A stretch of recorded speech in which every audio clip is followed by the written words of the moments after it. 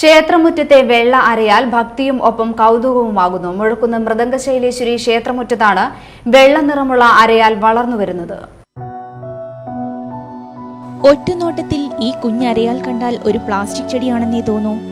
അടുത്തെത്തിയാൽ മാത്രമേ ഇത് പ്ലാസ്റ്റിക് അല്ല, വളർന്നു വരുന്ന ഒരു അരയാൽ തൈയാണെന്ന് മനസ്സിലാകൂ.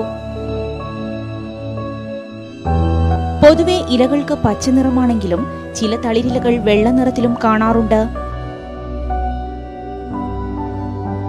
എന്നാൽ മുഴക്കുന്ന് മൃദംഗശൈലേശ്വരി ക്ഷേത്രത്തിന് മുന്നിലെ ഈ ആൽമരത്തൈക്ക് പൂർണ്ണമായും വെള്ള നിറമാണ്.